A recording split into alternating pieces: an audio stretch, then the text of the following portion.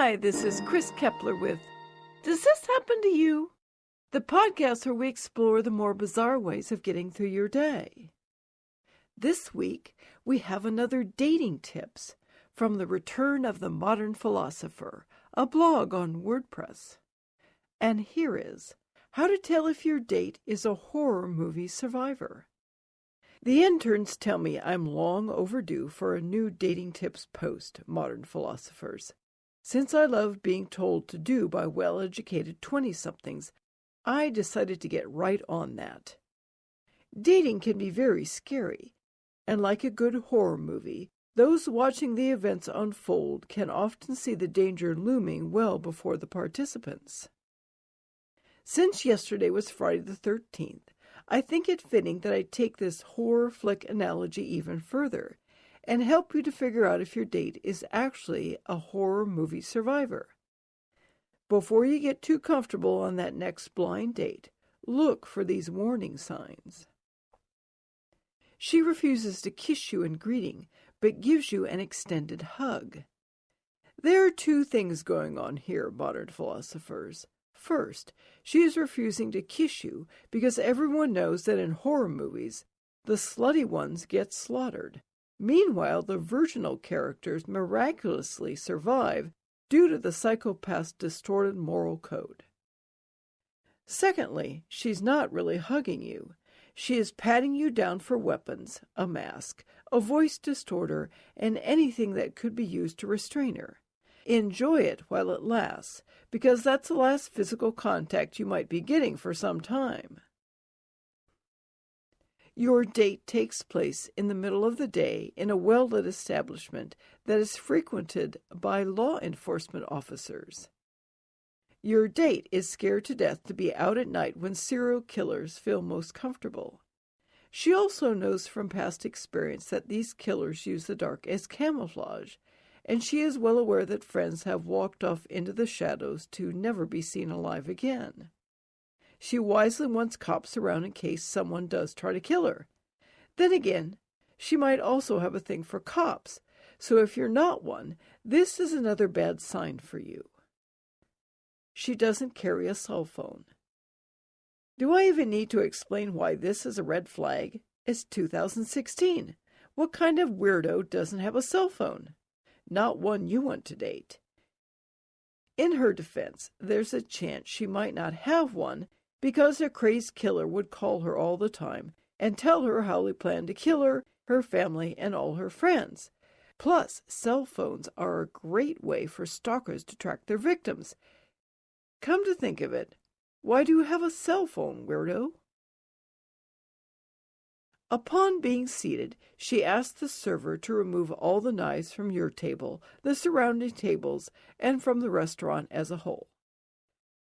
A couple of things come to mind here, modern philosophers. She doesn't trust herself around knives. She doesn't trust you with a knife. She has some sort of weird knife phobia.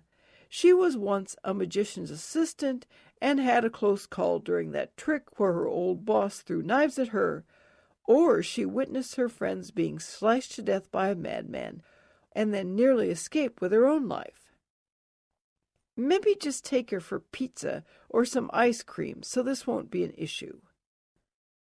She is very jumpy and nervous.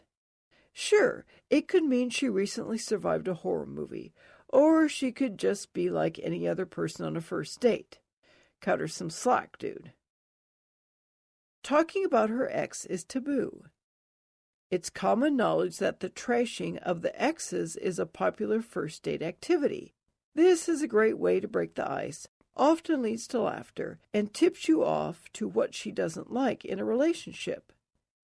If she doesn't want to talk about the ex, it could mean a few things. She's not over him, which is bad news for you.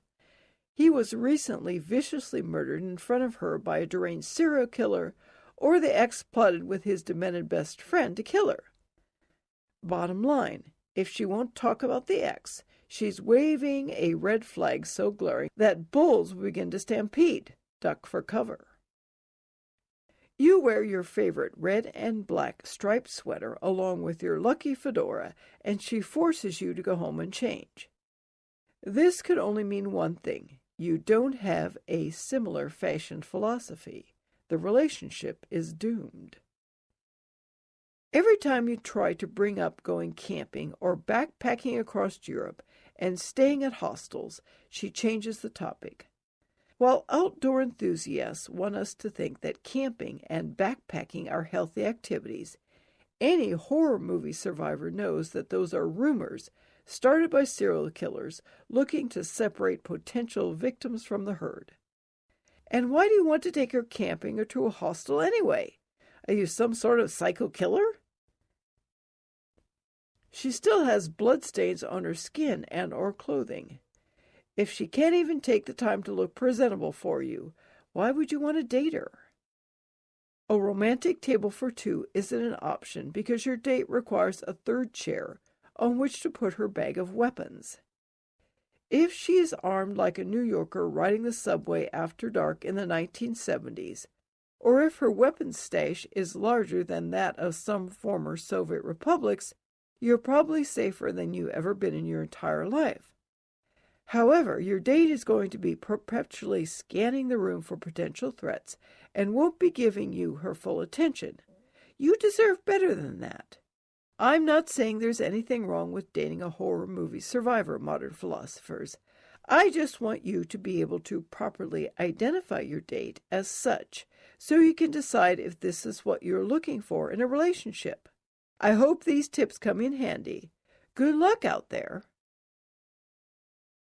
And now we have the "Does this happen to you?" moments in the news this week. One thing the House is able to agree on is the American bison should be our national mammal. In astounding news, the Senate is expected to agree with the House and send the bill to the President for signature. A representative of the American bison stated the bison are taken aback by this turnaround in feelings toward them.